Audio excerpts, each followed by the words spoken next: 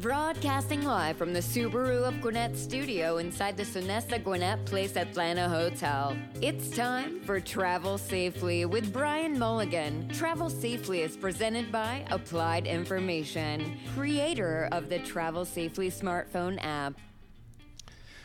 Welcome, everybody, to Travel Safely, the business talk show bringing you the latest in innovation from transportation, technology, and entrepreneurship. I'm your host, Bryan Mulligan, coming to you from the Subaru Business RadioX studio in Gwinnett, Georgia. This show is sponsored by Applied Information, a technology company here in Gwinnett, focused on using technology to save lives and improve traffic. Our guest today is Nami Daivari, who's the Community Affairs Manager for Lime in the state of Georgia. Welcome, Nima. Thank you, Bryan. Thank you for having me. Our topic of the day. One of the vexing problems for transit operators is how to get riders from common stops and stations to their final destination. This is called the last mile. In most instances, up until now, this was done on foot and was a real deterrent to some people taking transit. But leave it to the private sector and the innovators of this world to come up with a clever solution. Micromobility, scooters, electric scooters. Nima, thanks for joining me, and let's talk about what you guys do. Absolutely. So to start off with the Nami Daivari story, this is also human interest. How did you come to be in micromobility? And I believe that you've been since 2005 without a car. How does that work? Yeah, so I went to law school in New York City, and I was living in Manhattan at the time. I didn't love riding the subway, and so I started biking to class. It was, pretty okay. This was in 2005, 6. And I started biking to class, and it really worked for me, and I sort of kept with it through New York, through Los Angeles, through Honolulu, and now here in Atlanta.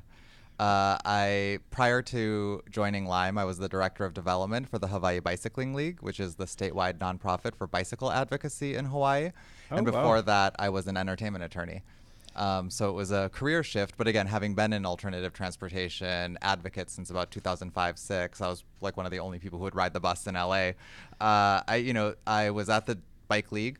LinkedIn sent me a message saying Lime was coming to Hawaii.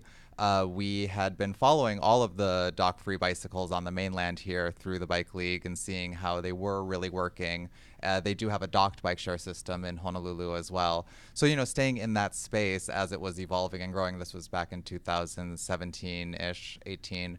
And then I joined Lime, and here I am. Moved around from Honolulu, did some work in Los Angeles in community affairs, and now here in Georgia for community affairs. Well, there's one thing that the scooter community, and I put Lime and your competitors have done, is kind of been like a breath of fresh air in the transportation space. I mean, one day there was no scooters, and then now there's scooters everywhere. And so the adoption's been pretty quick. Oh, it's amazing. In fact, one of the MARTA board members here told me that he has been in transportation for about 30 years and has never seen so much conversation happen so quickly around something. Yeah, and that's quite interesting. For the Applied Information, we're in the transportation sector as well, and the two schools of thought. One is it's the greatest thing ever, and other people saying, well, what we need to do is regulate these guys and ban them and so forth. Yeah, that's been quite the challenge. We are for regulation. We proactively work with the governments in the cities that we go into, but it needs to be reasonable, and we need to balance the public interest with the good and all that stuff. So let's start off with the big picture. So the whole idea of micromobility, I mean, that's a term that most people don't know. What does that mean, and how did it come about? We look at it for about those under 3-mile trips, so trips that are 3 miles or less. It's not very efficient to use a several thousand-pound vehicle that burns fossil fuel to go 1 mile with a single occupant in it. That's just not a very healthy, efficient way to move about these short distances, these micro distances. And we think products like e-bikes, scooters, bicycles, walking, any sort of other mode of transportation outside of a fossil fuel burning vehicle is probably a better way to go these micro distances. So let's talk about your employer, Lime. How did it start, and what are the company's solutions at the moment, and where do you see it all going? Yeah, we have a lot of solutions. So our scooters are about a year old. We launched our first scooter market in February of 2018 in San Diego, but we were in the micromobility space for a while prior to that. We launched our first pedal bicycle market in Greensboro in June of 2017. Then we launched e-bikes in September of 2017, scooters in February of 2018, and we've released our Lime Pods either December or January of this year in Seattle, which are dock-free. I mean, all cars are, but it's a car that you can use, and working towards having a shared fleet of electric vehicles spread out throughout cities in the U.S. Yeah, because that's the thing that I can't help thinking about is when you come to young people driving scooters. Yeah, I see that. But when you have people, my age with grey hair, am I really going to ride a scooter, or am I going to jump in some kind of golf cart? Yeah, I mean, I think it's all up to the individual. So really, it's about providing options, right? The more options there are, the more likely it is someone will adopt an alternative mode of transportation instead of saying, you can either take this bus that comes once an hour, or you can drive, or nothing. So having a fleet of vehicles available is really the best way to get people out of their cars for these short distance trips. And speaking of age, I mean, in fact, over 25% of our riders are over the age of 37. So this isn't just something that's for young people or just for college students. Our median age is 32, but 25% of our riders are over the age of 37. Yeah, I mean, I suppose it's like all things, it's just a case of getting used to it. And but one of the things that might be a bridge, and just thinking about how applied information and travel safely, everything connected to everything changes everything, is thinking that it's not just scooters, but it's two-wheel scooters, four-wheel scooters, bigger scooters, two-person scooters, electric golf carts, the whole range, right up to electric automobiles. Absolutely. And I think that is the way to look at transportation, right? What is the best fit for that particular trip? One of the things I really like about the concept of Lime Pod is that if someone like me, for instance, when I'm going to the grocery store, I might need a car to get my groceries back, but I certainly don't need a car on my way there. I'm just a single person. So in theory, I could scoot to the grocery store using zero emissions and minimal energy, minimal footprint, buy all my groceries, put them into a Lime Pod, and then drive them back so that I'm using a larger vehicle only for a one-way trip instead of a two-way trip. Yeah, that's not a bad idea. It's the right size vehicle for the right trip. But what about safety? I mean, I see everybody whizzing up and down at 40 miles an hour, up and down the middle of the road without helmets. We've heard stories about accidents and injuries and things. Isn't it dangerous out there? Well, certainly no one at 40 miles an hour. I don't think any of the scooters go that quickly. I know that in Atlanta, per the city ordinance, we throttle the speed at 15 miles per hour. Okay. So through firmware and software, we're able to control the speed of the vehicle depending on what the government dictates in that area. So nothing at 40 miles an hour. All right, but the cars are going at 40 miles an hour, and that is a concern, right? So safety is our top priority. And that's one of the things that keeps me invested in Lime is that we really put an emphasis on safe riding, including things like our $3 million global campaign called Respect the Ride, through which we gave away 250,000 helmets. That's 250,000 helmets that we distributed across our markets, and ongoing efforts like here. In fact, tomorrow I am speaking at the Decatur Recreation Center with the city manager's office and the people who are enacting an ordinance there. We have a temporary operating agreement in Decatur, and part of this session tomorrow is for public input, for feedback from the community on the things that they would like to see as Decatur puts together their final ordinance. So one of the things, let me ask you, would you like to see dedicated scooter lanes? 100%. And not, let me take bicycles, that back. Not scooter lanes, scooters. But lightweight vehicle lanes. So whatever that is, whether it's a skateboarder or a cyclist or a rollerblader or a scooter rider, I absolutely, and I don't think I'm alone in this, would love to see separate infrastructure, protected, separated bike lanes, like we see in a lot of the Nordic nations and, parts of Canada. Even in New York City here, they've done a phenomenal job over the past decade of putting in, I want to say dozens, maybe even hundreds of miles of protected bike lane or separated bike lane or painted bike lane throughout the 5 boroughs. So if New York City can do it, certainly Atlanta and Georgia can do it. Yeah, it would seem to be that that's a comparatively inexpensive way of providing last mile connectivity by providing dedicated lanes, because what you're doing is really just talking about restriping existing roadway. Exactly. And possibly putting in a curb or a separator, but essentially low cost compared with the idea of bus rapid transit, where you're talking about multi-billion-dollar investment to put additional vehicle lanes everywhere. Absolutely. And these bike lanes, as they're called, lit lanes is what a term that the Atlanta Bicycle Coalition throws around a lot. But having these lanes, it doesn't just support scooters, right? It provides a safer space for all modes of lightweight vehicle transportation, including people who are in like an electric wheelchair, let's say. I think that would be a much more comfortable ride for people who are going a longer distance in, let's say, an electric wheelchair in a lane, as opposed to on an unmaintained sidewalk, of which we have plenty. Right, and so that's also an issue. In other words, should the sidewalks be repurposed into combined sidewalks and light vehicle lanes, or because currently do the scooters run on the sidewalks, or do they run in the road? Run in the road. So you're supposed to operate them in the road per ordinance, per our regulations and agreement. There are only a few markets in the world where the governments want the scooters to be operated on the sidewalk, and that's not something that we really advocate. But if that's what the city wants, we work with them to comply with that.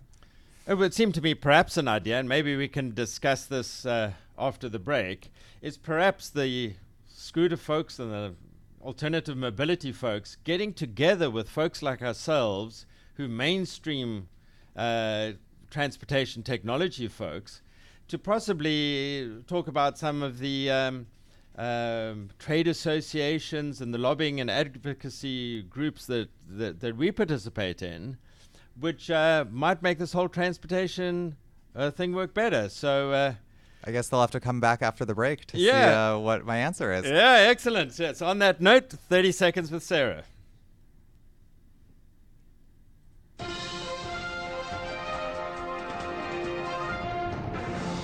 This is your 30 seconds or less with Sarah.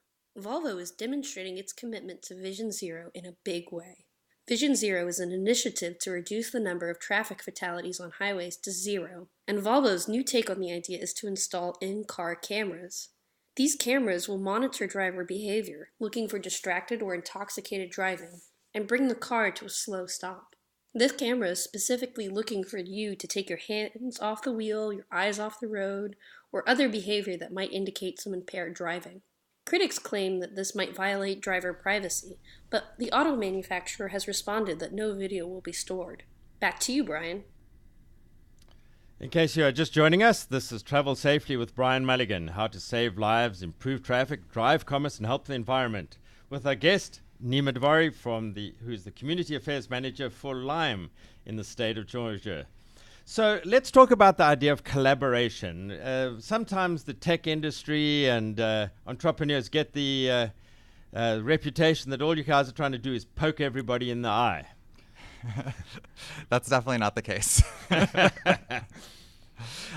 So do you think there'd be a sense that Lime would be open to the idea of perhaps collaborating and with the regular intelligent transportation folks? And yeah, I mean, that's definitely a much bigger conversation than me as someone who's assigned to Georgia specifically as opposed to federally. But two of my colleagues based out of DC, Taylor Bennett and Ben LaRocco, work very closely with other providers, with government. They have a much longer history in working with government, especially out of DC, than I do.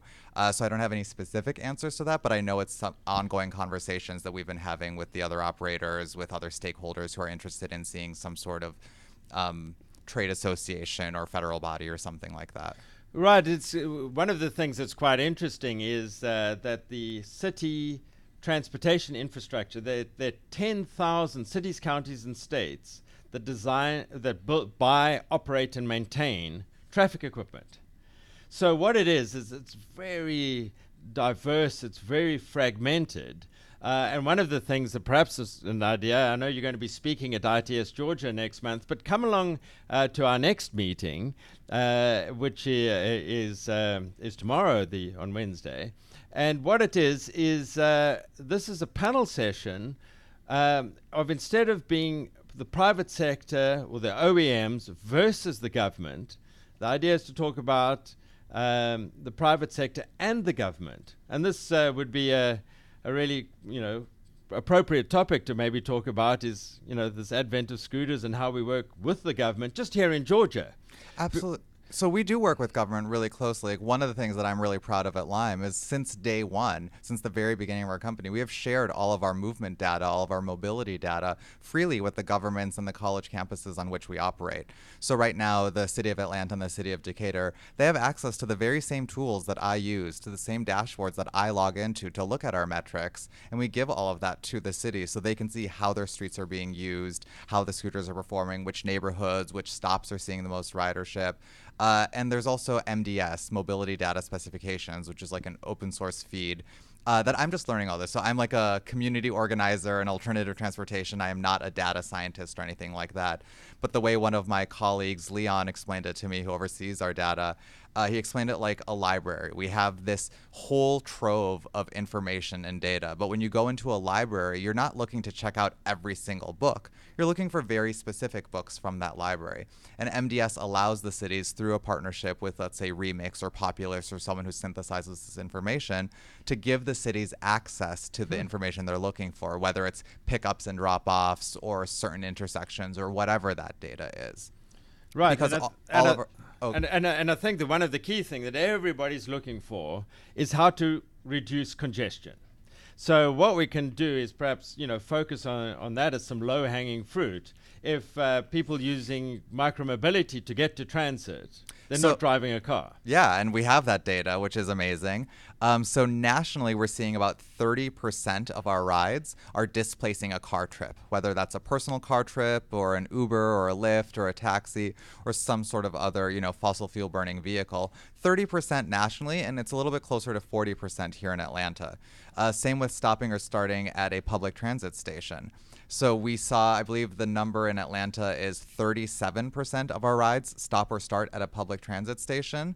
I know in Mexico City, which is North America's largest city, it's 64.2% of our rides stop or start at a public transit station. So 2/3 of our rides are connecting people to transit. We know that reduces congestion. Yeah, and that's fantastic. And what we're in the business of making transit work better by getting them through green lights and things like that. And collectively, there's a compelling story here from the technology space to say this is the practical ways that we're reducing traffic. This is the practical ways we're reducing congestion.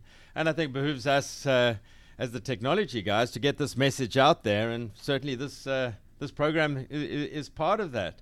So Nima, let's talk about your operation in Georgia. When did Lime hit the streets? And June 24th, 2018 was our first rollout of scooters in Atlanta. Wow, and so it's not even a year yet. Not even a year, about 8 months. And then we started in Decatur a while after that, and then we also operate at Georgia State University, Statesboro. There's quite a bit of competition. I know you guys have competitors. How do you differentiate yourself? And will we see even more scooters from Lime on the streets? Yes and yes. There are a lot of competitors out there, and I actually really like talking about it because I feel very comfortable with our position in the market. We have our new Gen 3 scooter that we rolled out in a few markets this year, and we're going to hope to roll out across the rest of the United States and the world. It has dual suspension front shocks. It has larger tires. It has a color LED screen. It's just definitely a much more robust, smooth experience. But even prior to that, I don't know exactly which model we're on, but I have been with the company for 13 months. I'm a very old employee, having only been a 2-year-old company. And I want to say we're on our like 6th modification of scooter, maybe even further than that. So we're constantly innovating on our scooter itself. And one of the big differences between our scooter and competitor scooters is that ours is custom designed and custom manufactured for us. It is a commercial grade scooter, as opposed to some of our competitors here in the US and around the world, which use a consumer grade scooter. It's the same Swagatron or Segway scooter that you and I can order on Amazon right now. And those types of scooters are not made to see the amount of usage that a commercial grade scooter does. Okay, so that makes your scooters more reliable and the whole trip more pleasurable. Correct, and that's for the scooter itself. Then looking at our operations, unlike some of the other companies, we have 24 hours on the ground, human operators all day, every day, servicing our scooters. A morning shift that puts the scooters out and responds to requests to move scooters about. Afternoon shift does the same thing. Evening shift that collects all of our scooters. The only work that we outsource to independent contractors is charging the scooters. And anyone can sign up to be a juicer. And our Lime juicers, every night at 9 p.m., we put a bounty out on each of the scooters, ranging from $2 to $20 per scooter, so you know ahead of time how much that scooter is worth. And now you can reserve that scooter on the app. So you reserve it, you go pick it up, take it home and charge it, put it out the next day, and we direct deposit the agreed upon price into your account within 48 hours. Some people make $5 a month doing this. Some people make $600 a weekend doing this. Wow. So our operations and our hardware are the two things that make us leaps and bounds further along than some of our competitors in the space. This is fascinating, because what it is just shows that we can introduce, we in transportation, I've been in the transportation business for more than 20 years, and we talk about multimodal, transportation and things like that. And here a new mode of transportation has just popped up in front of our eyes in the last 2 years, and we all potentially can benefit from it, from reducing congestion and reducing the number of trips that folks are doing in their cars. Absolutely. I mean, I think just even today, for the people who are listening, we're not in Atlanta proper right now for this interview, even though that's where I live. So I managed to take a scooter to the MARTA, took the MARTA to the Doraville stop, and then took a rideshare service over to here, and I will reverse that trip on the way back. That's fascinating. Well, thanks so much, Nima, for coming in, and thanks for listening to Travel Safely, brought to you by Applied Information, the show about transportation, technology, innovation, and entrepreneurship. Today, we've been talking about micromobility and last-mile commuting with Nami Daivari, the Community Affairs Manager for Lime for the state of Georgia. Nima, thanks for all you do and helping making Georgia a better place for all of us. Thank you so much for having me. It was great to be here. Until next time, this is Bryan Mulligan signing off from Business RadioX, and travel safely.